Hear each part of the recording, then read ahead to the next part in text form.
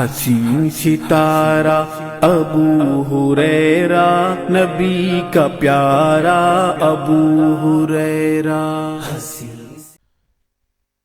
ان الحمد لله نحمده ونستعينه ونستغفره ونعوذ بالله من شرور انفسنا ومن سيئات اعمالنا من يهده الله فلا مضل له ومن يضلله فلا هادي له.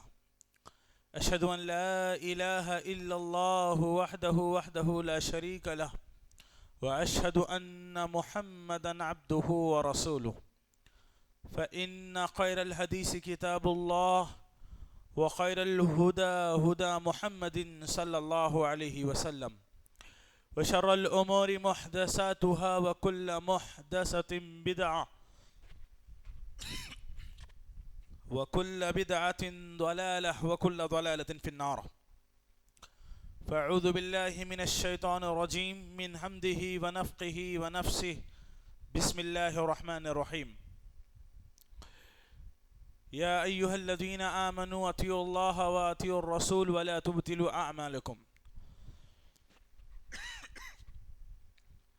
وقال النبي صلى الله عليه وسلم المسلم من سلم المسلمون من لسانه ويده. قابل احترام بزرگوں، نوجوان دوستوں، پردہ نشین اسلامی ماں اور بہنوں، آج کا ہمارا جو ٹاپک ہے وہ ٹاپک ہے ایذا رسانی ایک سنگین جرم.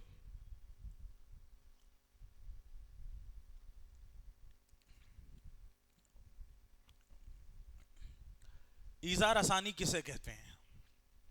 ایذا رسانی کہتے ہیں کسی بھی انسان کو تکلیف پہنچانا. ان شارٹ، کسی بھی انسان کو، اب چاہے وہ انسان مسلمان ہو، آپ تھوڑا ادھر آ جائیں، اب وہ انسان مسلمان ہو، چاہے کافر ہو، چاہے وہ یہودی ہو، چاہے وہ نصرانی، کوئی بھی ہو، اگر وہ انسان ہے اس کو تکلیف دی جا رہی ہے، یہ ایذا رسانی ہے. اور ایذا رسانی کسی شخص کو کسی بھی طریقے سے تکلیف پہنچانا یہ جرم عظیم ہے، بہت بڑا گناہ ہے. اللہ کے بندوں کو تکلیف نہیں پہنچائی جا سکتی. آپ کو اختیار نہیں ہے کہ آپ کسی کو تکلیف دیں، نہیں دے سکتے آپ. ایذا رسانی اللہ نے حرام قرار دیا ہے، جرم شدیدہ ہے یہ. ایذا رسانی میں بہت ساری شکلیں شامل ہے، تکلیف پہنچانے کی بہت ساری صورتیں ہیں. آج ان چند صورتوں پہ بات کریں گے جس کے ذریعے آپ ایک مومن بندے کو یا کسی انسان کو تکلیف دیتے ہیں. ایذا رسانی کی سب سے خبیث اور سب سے پہلی چیز الکذب ہے، جھوٹ. جھوٹ بول کر کے انسان بہت بڑا فساد مچا سکتا ہے. جھوٹ بول کر کے انسان بہت بڑی کارستانیاں انجام دے سکتا ہے. جھوٹ ایذا رسانی کی سب سے بدترین قسم ہے، انسان کا کسی انسان سے جھوٹ بول دینا. آج بڑی آسانی سے جھوٹ بولا جا رہا ہے، اور حیرت کی بات یہ ہے کہ جھوٹ کو جھوٹ نہیں سمجھتے لوگ، جھوٹ کو جھوٹ نہیں سمجھتے. آپ کو قرآن مجید کی ایک آیت کا ٹکڑا بتا دوں، اس سے آپ کا چاہے دل کانپ اٹھے کہ جھوٹ بولنا کتنا بڑا گناہ ہے. قرآن کریم میں کائنات کے بادشاہ نے کہا لعنت اللہ علی الکاذبین، جھوٹوں پر اللہ کی لعنت ہوتی ہے. لعنت والا معاملہ ہے یہ، جھوٹے اللہ کی لعنت ہے ان کے اوپر. امام راغب اصفہانی رحمہ اللہ لعنت کا مفہوم بیان کرتے ہوئے کہتے ہیں کہ لعنت کا مطلب یہ ہے کہ اللہ کی رحمت سے دوری. اللہ ایسے لوگوں پر رحم نہیں کرتا جو جھوٹ بولتے ہیں. جھوٹوں پر اللہ کی لعنت ہوتی ہے. اللہ تعالیٰ کبھی ایسے بندوں پر رحم نہیں کرتا، یاد رکھیں. بات بات پہ جھوٹ. ہمارے اپنے شہر کا حال دیکھیے. اگر آپ کو فون آ گیا کہاں ہیں آپ، جی میں 5 منٹ میں آ رہا ہوں، کب آتے ہیں آپ؟ 15-20-25 منٹ کے بعد آ رہے ہیں. یہ جھوٹ نہیں ہے؟ آپ کو معلوم ہے کہ آپ 5 منٹ میں نہیں پہنچ سکتے، آپ بس آگے والے کو دلاسا دلانے کے لیے یہ کہتے ہیں کہ 5 منٹ میں آ رہا ہوں. یہ آپ کا جھوٹ ہے. یہ جھوٹ چاہے چھوٹا ہو چاہے بڑا ہو، جھوٹ جھوٹ ہوتا ہے اور یہ بدترین گناہوں میں سے ہے اور ایذا رسانی کی ایک بہت بڑی شکل ہے۔ پیارے رسول صلی اللہ علیہ وسلم فرماتے ہیں علیکم بالصدق، تم سچ کو لازم پکڑو۔ مومن سچا ہوتا ہے، مومن ہمیشہ سچ بولتا ہے، حالات جیسے بھی ہو آپ سچ بولیں گے، مومن جھوٹ نہیں بولتا۔ فإن الصدق يهدي إلى البر، اس لیے کہ سچ نیکی کی طرف لے جاتی ہے، وإن البر يهدي إلى الجنة، اور نیکی جنت کی طرف لے جاتی ہے۔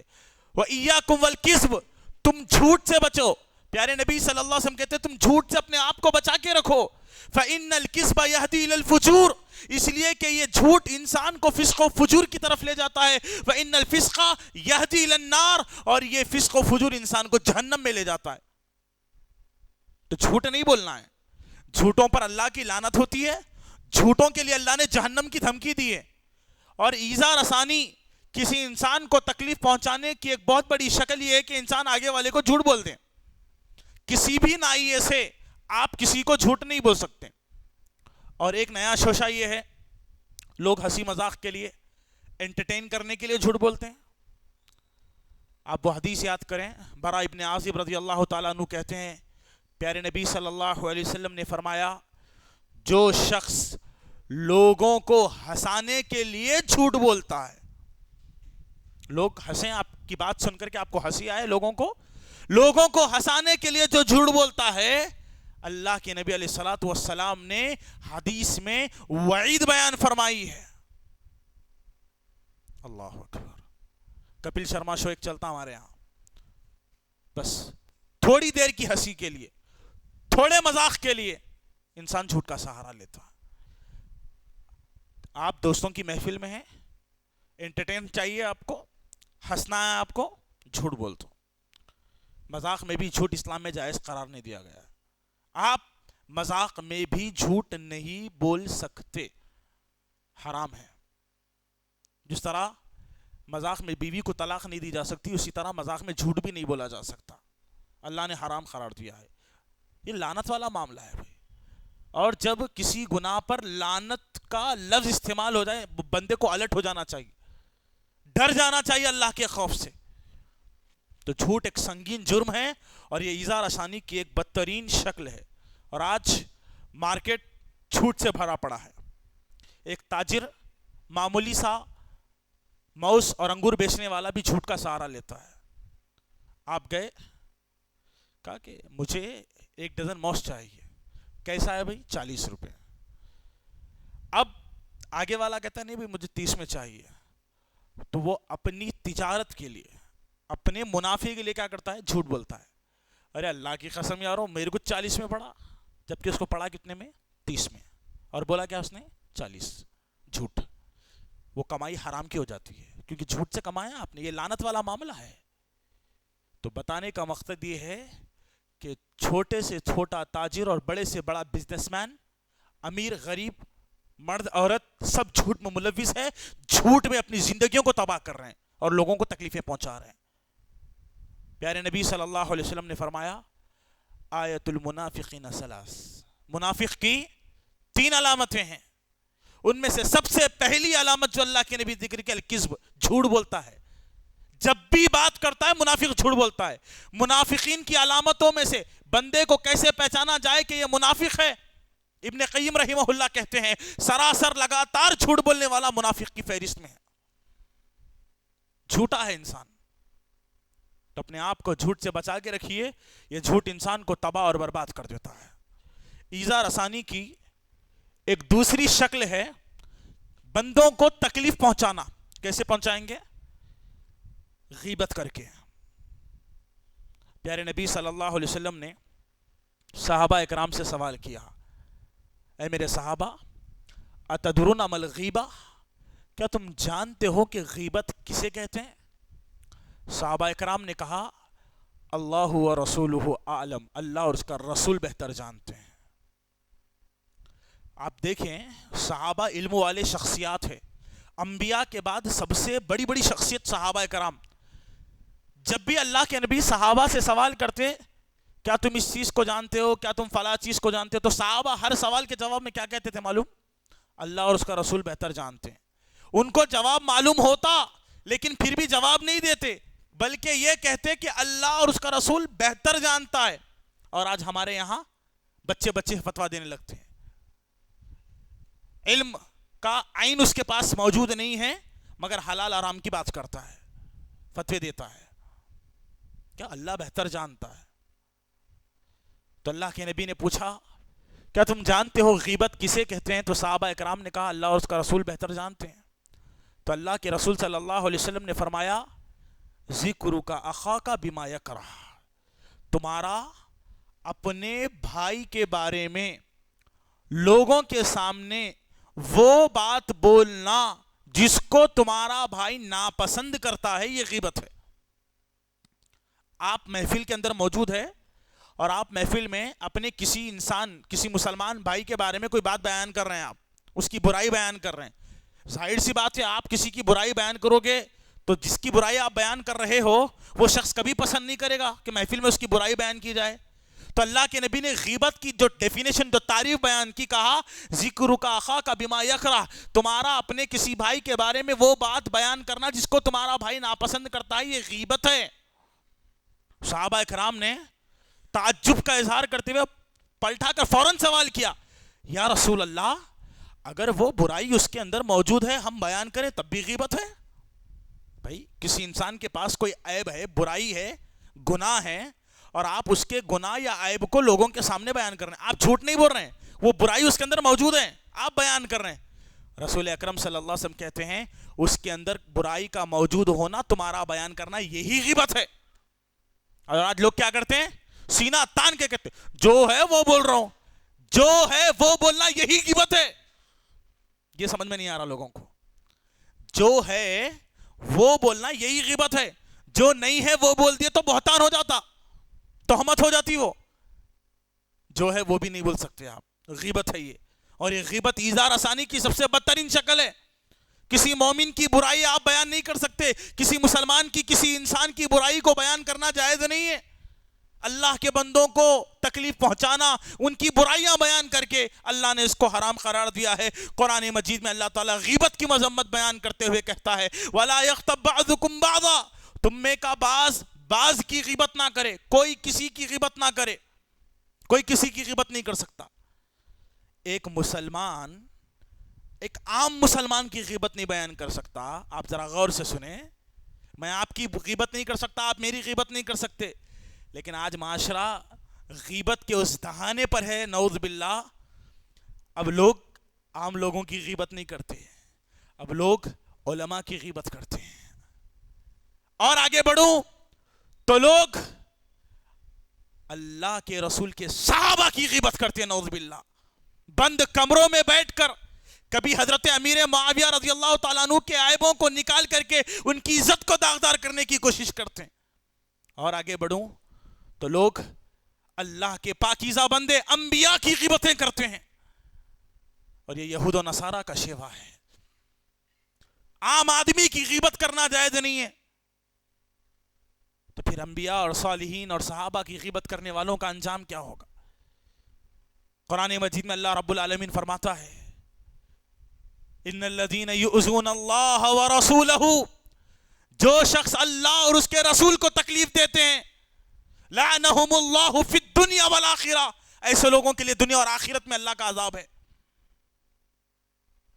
غیبت انسان کو بربادی کے دہانے پر لے جاتا ہے، اور یہ غیبت انسان کے لیے تباہی کا ذریعہ ہے اور ایذا رسانی کی ایک بہت بڑی شکل ہے. آپ کو معلوم ہونا چاہیے سارے مومنوں کی ماں ہے عائشہ صدیقہ رضی اللہ تعالی عنہا. رسول اللہ کے ساتھ حجرے میں موجود اللہ کے نبی صلی اللہ علیہ وسلم کے سامنے حضرت صفیہ کا ذکر کیا گیا. اللہ کے نبی اپنی ایک بیوی حضرت صفیہ کی تعریف کر رہے ہیں.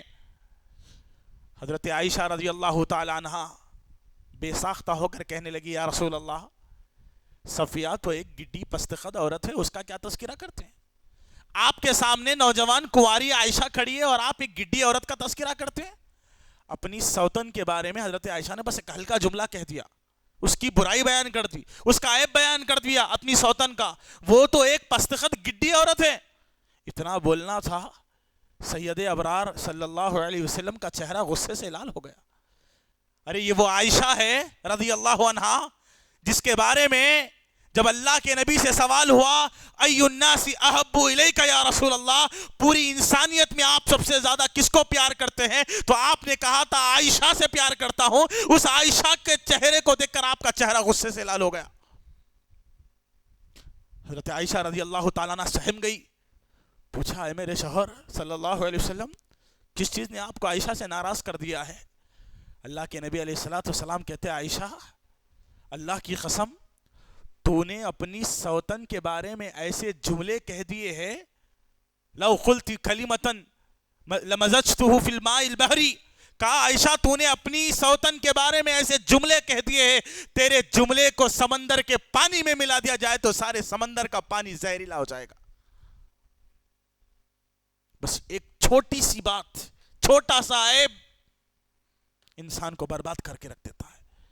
آج ہم لوگوں کے پیٹھ پیچھے ایسی ایسی برائیاں کرتے ہیں، ان کی اللہ کی پناہ. آپ کو حق نہیں ہے کسی کو تکلیف پہنچانے کا.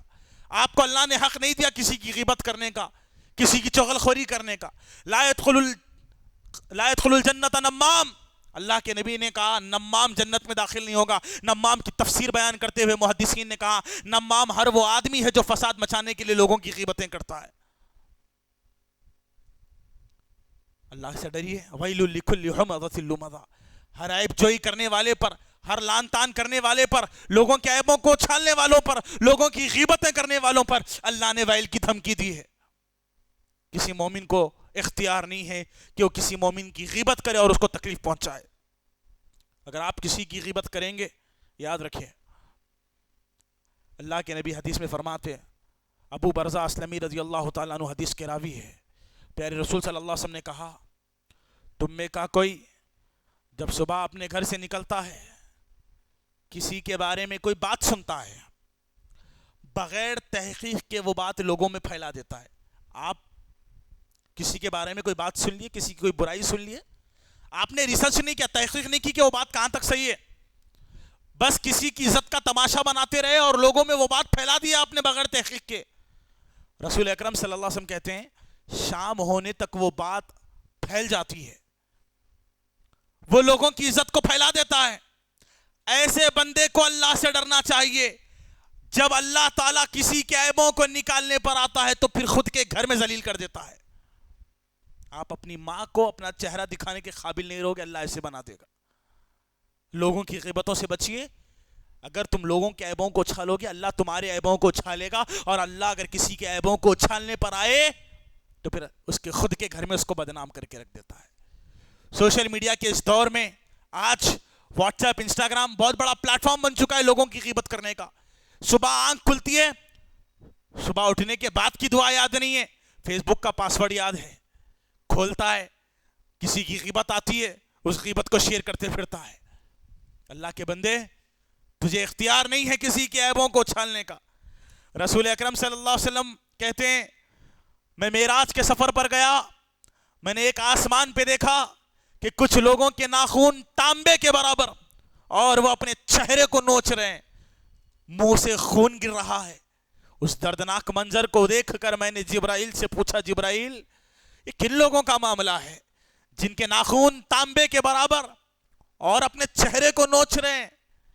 جبرائیل علیہ السلام نے کہا یا رسول اللہ یہ آپ کی امت کے وہ لوگ ہیں جو لوگوں کی غیبتیں کیا کرتے تھے، لوگوں کا گوشت کھایا کرتے تھے. یہ حال ہوگا اگر آپ اظہار آسانی کرو گے، لوگوں کو تکلیف پہنچاؤ گے، لوگوں کی غیبتیں کرو گے. اظہار آسانی کی ایک تیسری شکل ہے انسان کا کسی انسان کو تکلیف پہنچانا. کیسے؟ اس پر تہمت اور الزام لگا کر کے. کسی پر آپ نے ناحق الزام لگا دیا، کسی پر تہمت لگا دی، تو یاد رکھیں آپ کسی پر تہمت لگائیں گے یقیناً آپ کے تہمت لگانے کی وجہ سے اس کو تکلیف ہوگی. اور یہ اظہار آسانی کی بہت بری شکل ہے کہ انسان کسی انسان پر بغیر کسی عذر اور بغیر کسی وجہ کے تہمت لگا دے. عبداللہ رضی اللہ تعالیٰ عنہ بیان کرتے ہیں پیارے رسول صلی اللہ علیہ وسلم نے فرمایا من قال مؤمن ما لیس فیہ اشربہ اللہ ردغۃ الخبال. اللہ کے نبی علیہ السلام نے فرمایا تم اگر کسی مومن کے بارے میں ایسی بات بولو گے، تہمت لگاؤ گے اس پر، ما لیس فیہ، جو اس کے پاس نہیں ہے، آپ نے صرف تہمت لگا دی اس نے ایسا کیا تھا جبکہ اس نے ایسا نہیں کیا، آپ نے تہمت لگائی، اللہ کے رسول نے کہا اس کو کل قیامت کے دن اللہ تعالیٰ ردغۃ الخبال پلائے گا. صحابہ نے پوچھا اللہ کے رسول یہ کیا ہوتا ہے؟ تو پیارے مصطفیٰ علیہ السلام نے فرمایا یہ جہنمیوں کے جسم سے نکلنے والا گندا خون اور پسینہ ہوگا جو ایسے لوگوں کو پلایا جائے گا جو لوگوں پر تہمت لگایا کرتے تھے. وہ پینا پسند کریں گے ہم؟ اگر ہمارے گلاس میں پانی ہو اور پانی میں کوئی کیڑا گر جائے، کوئی کچرا گر جائے، ہم وہ پانی پینا پسند نہیں کرتے، اور اللہ کے گنہگار بندوں کے جہنمیوں کے جسم سے نکلنے والا گندا خون اور پسینہ پینا پسند کریں گے؟ لوگوں پر تہمت لگانے سے بچو، اللہ حقیقت جانتا ہے، انہ علیم بذات الصدور. اگر تم کسی پر تہمت لگاؤ گے اللہ تعالیٰ اس کا ضرور تم سے حساب لے گا.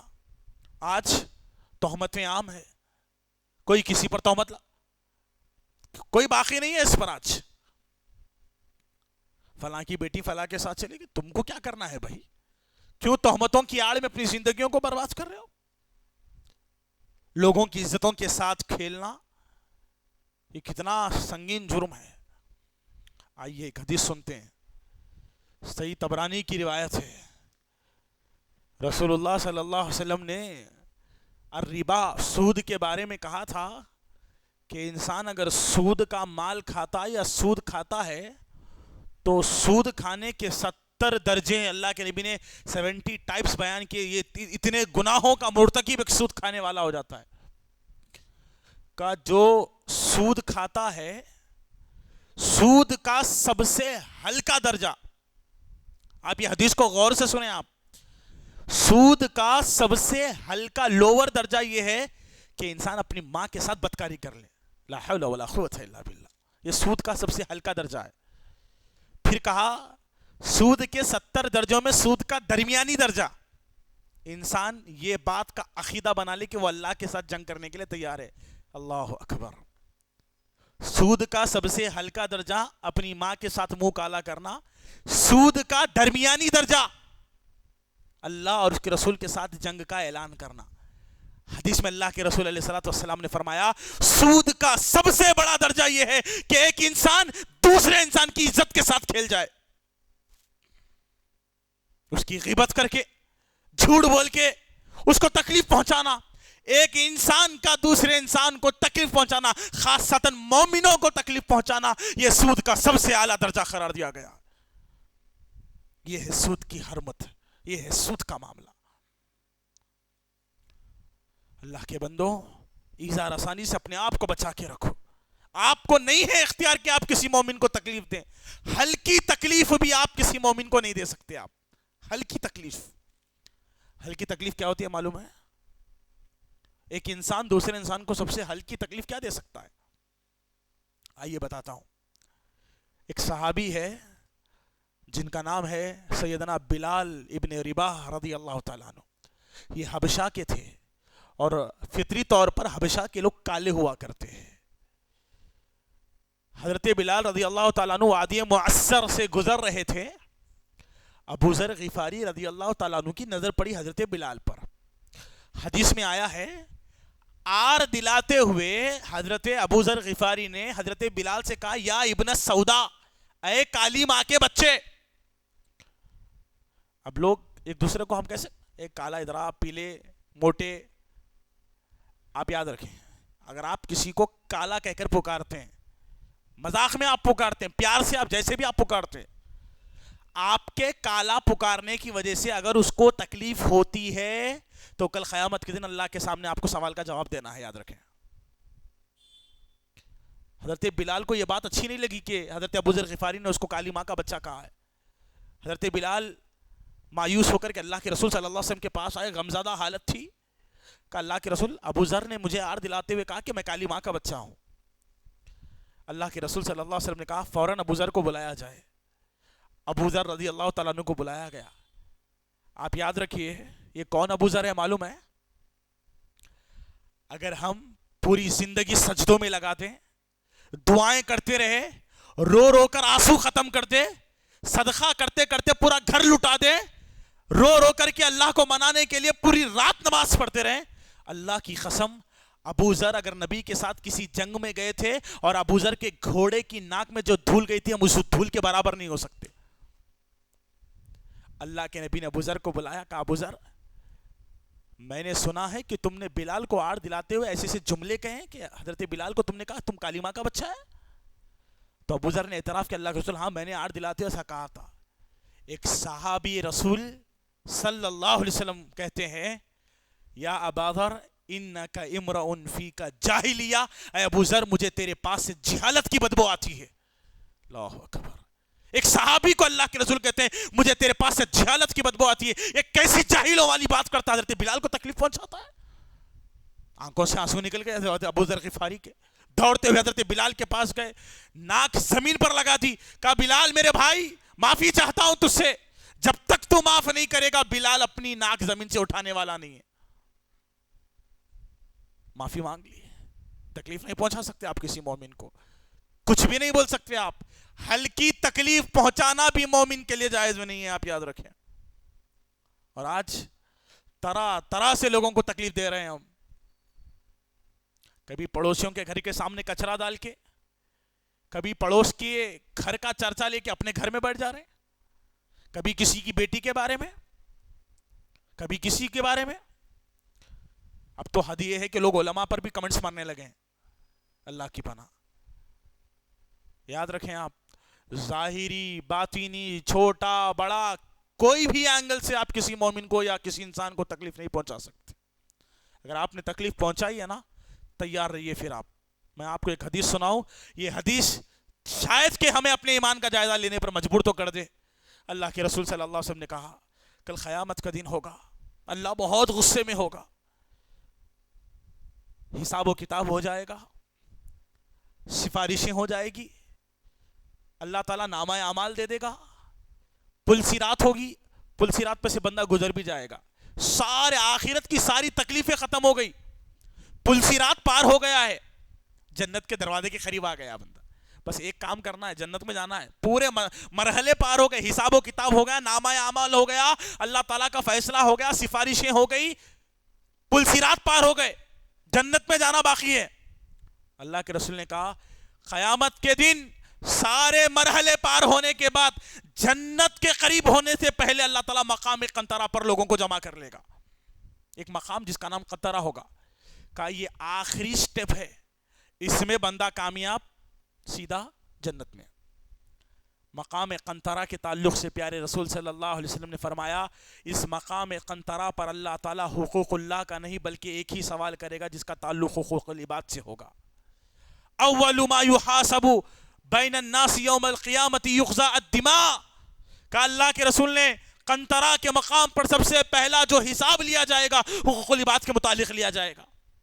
اگر آپ نے کسی کو تکلیف دے دی, کسی کی غیبت کر دی, کسی پر تہمت لگا دیا, اللہ دونوں کو لائے گا, پوچھے گا بندے تو کیا چاہتا ہے. اللہ سے وہ بندہ کہے گا اے اللہ اس نے مجھے تکلیف پہنچائی تھی, مجھ پر تہمت لگایا تھا, میری غیبت کی تھی, اے اللہ بدلے میں آج اس کی پوری نیکیاں چاہتا ہوں. اللہ تمہاری پوری نیکیاں اٹھائے گا, اس بندے کو دے دے گا. پھر پوچھے گا تو کیا چاہتا ہے, کہے گا اللہ میں پورے گناہوں کی بخشش چاہتا ہوں. اللہ اس کے سارے گناہوں کو اٹھائے گا, اس کے اوپر ڈال دے گا. ارے جو جنت میں جانے والا تھا, سارے مرحلوں کو پار کر کے قنطرہ تک پہنچ گیا تھا, اس کو اٹھا کر کے اللہ تعالیٰ جہنم میں پھینک دے گا, اور جو جہنم میں جا رہا تھا اس کی نیکیاں حاصل کر کے وہ جنت میں چلا جائے گا. یہ حقوق العباد ہے. آپ لوگوں کو تکلیف پہنچائے گے نا, اللہ کی قسم آپ حقوق العباد میں گڑبڑی کرو گے, پھنسے جاؤ گے. اللہ کے معاملے میں گڑبڑی کرو گے, ممکن ہے اللہ اور آپ کا معاملہ ہے, اللہ معاف کر دے, لیکن اللہ تعالیٰ ان معاملوں کو درگزر نہیں کرتا جب تک کہ بندے آپ کو معاف نہیں کرتے. آپ لوگوں سے معافی مانگیے, جن کو آپ نے تکلیف پہنچائی ہے معافی مانگیے آپ.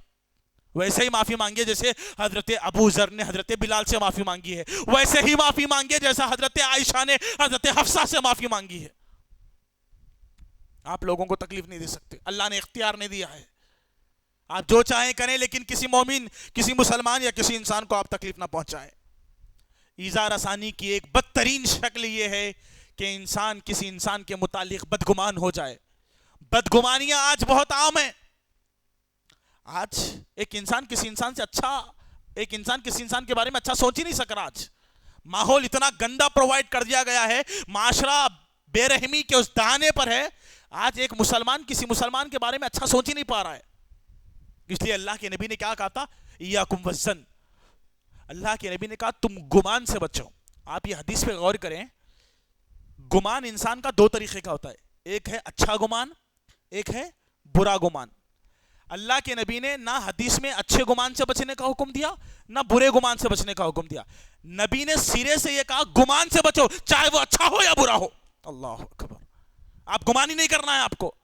حسن الظن، اللہ تعالیٰ نے مومن بندے کو ہمیشہ خیر اور اچھی سوچنے والا بنا ہے۔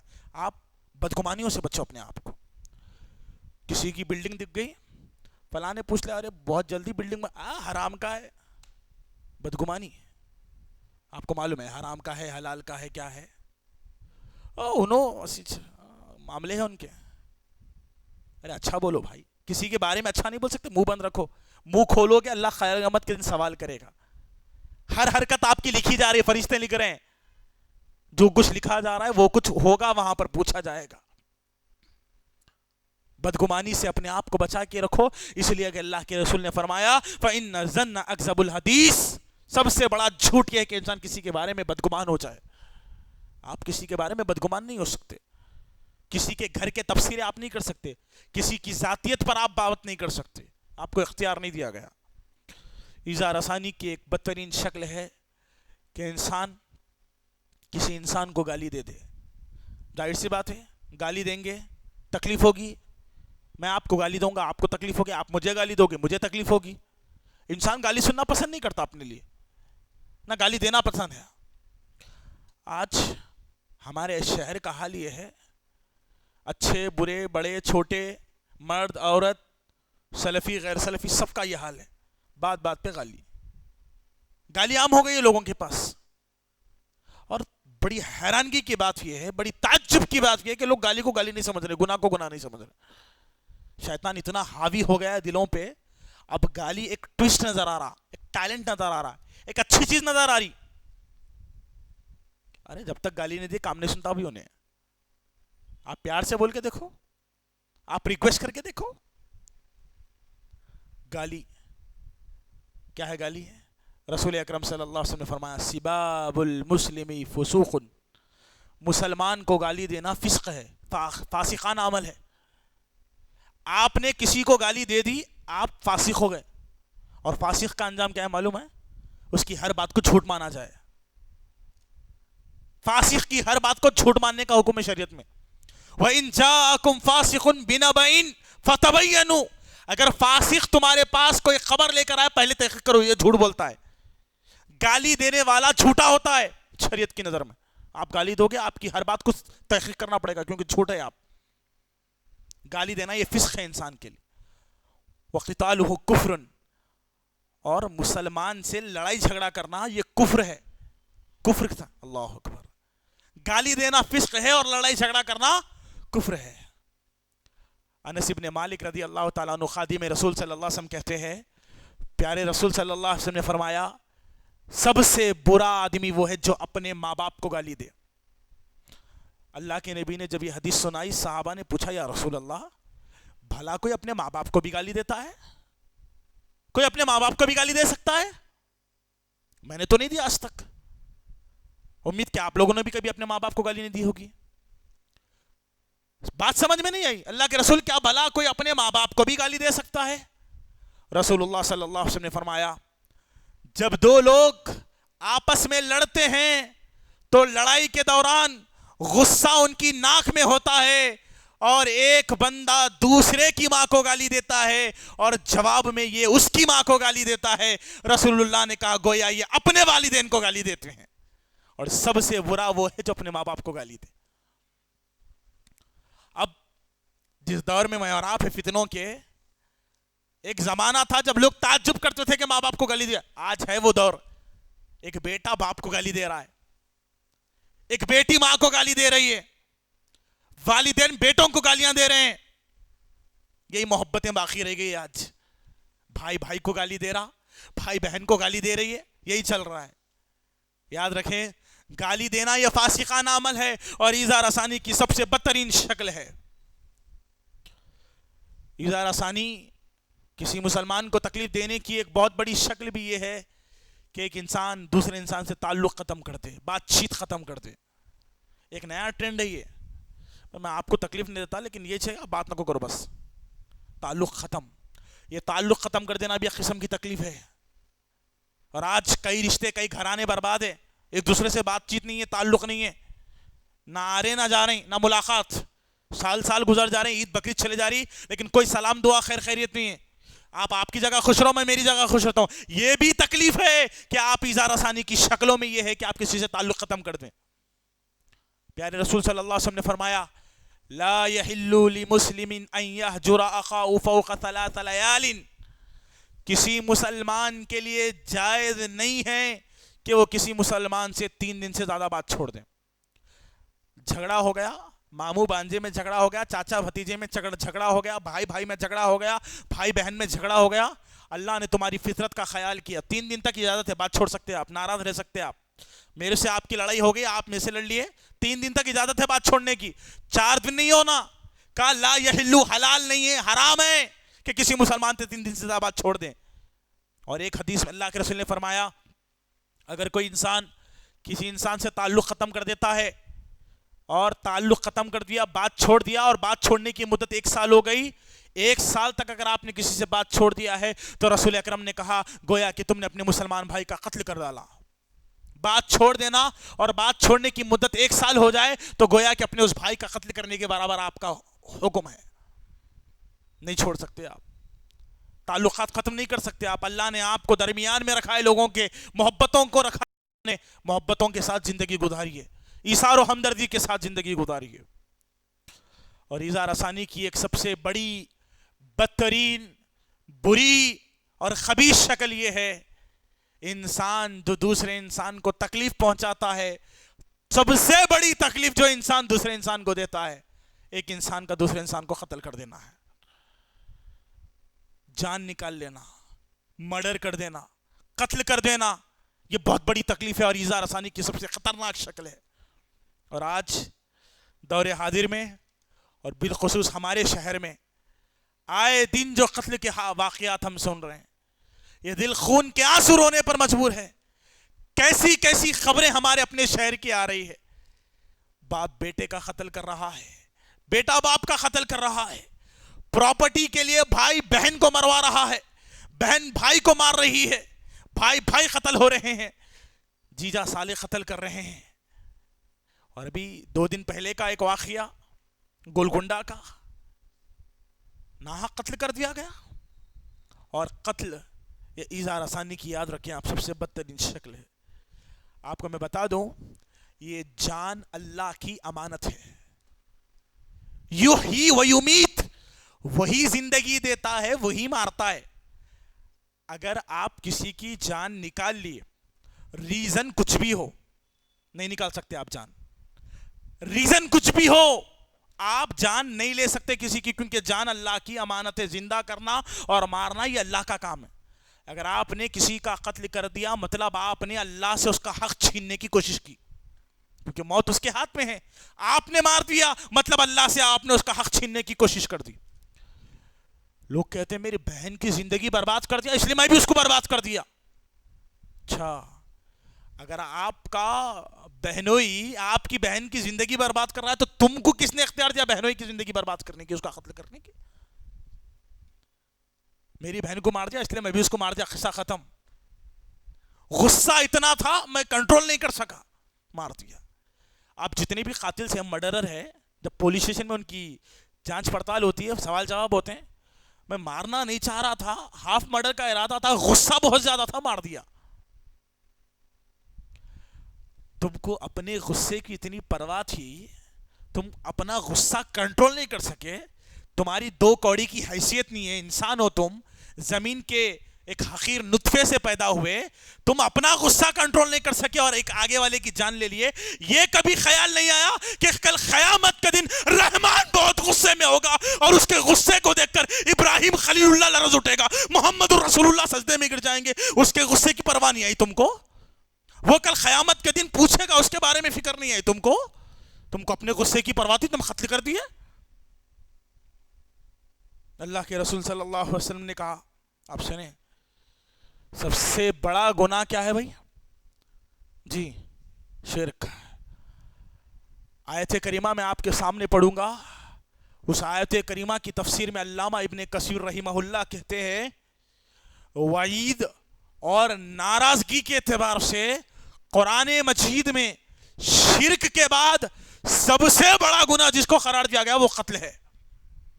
آیت کریمہ اللہ تعالیٰ فرماتا ہے وَمَن يَقْتُلْ مُؤْمِنًا مُتَعَمِّدًا فَجَزَاؤُهُ جَهَنَّمُ خَالِدًا فِيهَا وَغَضِبَ اللَّهُ عَلَيْهِ وَلَعْنَهُ وَأَعَدَّ لَهُ عَذَابًا عَظِيمًا۔ یہ آیت کریمہ کے بارے میں مفسرین کہتے ہیں شرک کے بعد سب سے بدترین اور سب سے گھٹیا جرم اللہ کے نزدیک کسی مومن کا قتل کر دینا ہے۔ معلوم ہے کیا ہے اس میں؟ 5 دھمکیاں اللہ تعالیٰ دیا، 5 دھمکیاں اللہ نے دیا، کہا وَمَن يَقْتُلْ مُؤْمِنًا مُتَعَمِّدًا، جو کوئی کسی کا قتل کرے گا پہلی سزا فَجَزَاؤُهُ جہنم، جہنم میں چلے جائے گا۔ اگر اللہ تعالیٰ اتنا کہتا کہ قتل کرنے والے کو جہنم میں، بات ختم ہو جاتی، لیکن اللہ نے بات یہاں پر ختم نہیں کی، کہا فَجَزَاؤُهُ جہنم، قتل کرنے والے کا سب سے پہلا گناہ یہ کہ وہ جہنم میں چلا جائے گا۔ دوسرا خالدن فیہا، ہمیشہ جہنم میں رہے گا۔ قتل کرنے والا مرڈرر ہمیشہ جہنم میں رہے گا، خالدن فیہا، ہمیشہ جہنم میں رہے گا۔ نمبر 3 وغضب اللہ علیہ، ہمیشہ اللہ کا اس پر غضب نازل ہوتا رہے گا۔ غضب کس پر نازل ہوا تھا؟ یہود و نصارہ پر۔ ایک قاتل اللہ کے نزدیک یہود و نصارہ کے برابر ہے۔ جس طرح یہود و نصارہ پر اللہ کا غضب ہے، ویسے ہی غضب اللہ قاتلوں پر رکھے گا، ہمیشہ اللہ کا غصہ اس کے اوپر رہے گا۔ جہنم، پھر ہمیشگی، پھر اللہ کا غضب۔ نمبر 4 وَلَعْنَهُ، اس پر اللہ کی لعنت ہوگی، مطلب اللہ کبھی اس پر رحم نہیں کرے گا، قاتلوں پر اللہ کی رحمت نہیں ہوگی۔ نمبر 5 وَأَعَدَّ لَهُ عَذَابًا عَظِيمًا، ایسے لوگوں کے لیے اللہ نے بہت بڑا عذاب تیار کر رکھا ہے۔ اللہ اکبر۔ ایذا رسانی کی سب سے بڑی شکل یہ ہے کہ ایک انسان کسی انسان کا قتل کر دے، اللہ نے اس پر 5 وعیدیں اور دھمکیاں نازل کی ہیں۔ آپ ایک آدمی کی جان نکالتے ہیں، اللہ کہتا نہیں من قتل نفسا بغیر نفس او فساد فی الارض فکأنما قتل الناس جميعا، اللہ کہتا ہے ایک نفس کا قتل کرنا عند اللہ، اللہ کے نزدیک پوری انسانیت کا قتل کرنے کے برابر ہے۔ آپ جان ایک کی نکالتے ہیں، مگر اللہ کے نزدیک آپ ساری انسانیت کے قاتل ہیں۔ اور آگے فرمایا جو کسی ایک نفس کو بچاتا ہے، ایک نفس کی جان بچاتا ہے، وہ ساری انسانیت کی جان بچانے والا ہے۔ ایک نفس کا قتل ساری انسانیت کا قتل ہے۔ قرآن کریم میں ایک آیت کریمہ ہے، اللہ تعالیٰ کہتا ہے وَإِذَا الْمَوْءُودَةُ سُئِلَتْ، اللہ تعالیٰ اپنے کلام میں بڑا عمدہ طریقہ استعمال کرتے کہتا ہے ہم کل قیامت کے دن، اس کا ترجمہ ہے یہ وَإِذَا الْمَوْءُودَةُ سُئِلَتْ، ہم زندہ دفن کر دی گئی لڑکی سے سوال کریں گے۔ وہ لڑکی جس کو مار دیا گیا، زندہ دفن کر دیا گیا۔ زمانے جاہلیت میں جب گھروں میں بیٹیاں پیدا ہوتی تھی تو لوگ بیٹی کو اپنے لیے عیب سمجھتے تھے اور بیٹیوں کو زمین میں زندہ دفنا دیا کرتے تھے، اس کو مار دیا کرتے تھے۔ اللہ نے کیا کہا؟ کل قیامت ہوگی اور ہم زندہ دفن کی گئی لڑکی سے سوال کریں گے بِأَيِّ ذَنبٍ قُتِلَتْ، بتا تجھے کس گناہ میں قتل کر دیا گیا، زندہ دفن کر دیا گیا۔ کوئی اعتراض ہے اس آیت کے اوپر؟ آپ کو سمجھ میں آیا اعتراض؟ کچھ آ رہا سوال؟ وَإِذَا الْمَوْءُودَةُ سُئِلَتْ، زندہ دفن کی گئی لڑکی سے پوچھا جائے گا بِأَيِّ ذَنبٍ قُتِلَتْ، بتا تجھے کس گناہ میں قتل کیا گیا۔ ایک ہے قتل کرنے والا قاتل اور ایک ہے قتل ہونے والا مقتول. اللہ نے کہا ہم مقتول سے پوچھیں گے, جس کا قتل کر دیا گیا, جس لڑکی کو زندہ دفن کر دیا گیا, اس زندہ دفن کی گئی لڑکی سے ہم پوچھیں گے تجھے کیوں مار دیا گیا. بھائی وہ بچی معصوم, اس کو مارا گیا, کیوں مارا گیا اس کو نہیں معلوم, لے جا کے اس کو زندہ دفنا دیے. سوال کس سے ہونا چاہیے؟ مارنے والے سے ہونا چاہیے نا بھائی. جرم مجرم سے پوچھا جاتا ہے. اللہ تعالیٰ کا اصول یہ ہونا چاہیے تھا کہ اللہ قاتل سے سوال کرتا, بتا تو نے اس لڑکی کو کیوں مار دیا, زندہ کیوں دفن کر دیا. لیکن اللہ ایسا نہیں کرتا. اللہ لڑکی سے پوچھتا ہے بتا تجھے کس گناہ میں قتل کر دیا گیا. آپ آیت کی تفسیر پڑھے, اللہ کی قسم جسم کے رونگٹے کھڑے ہو جائیں گے. مفسرین بیان کرتے ہیں کل قیامت کے دن اللہ اتنے غصے میں ہوگا, اللہ قاتلوں کی طرف دیکھنا بھی پسند نہیں کرے گا, اسی لیے مقتولوں سے پوچھے گا بتاؤ تمہیں کیوں مار دیا گیا. اللہ اکبر. مرنے والے سے پوچھے گا بتا تجھے کیوں مار دیا گیا, کیونکہ آج اللہ اتنے غصے میں ہے, قاتلوں کی طرف دیکھنا بھی پسند نہیں کرتا اللہ تعالیٰ.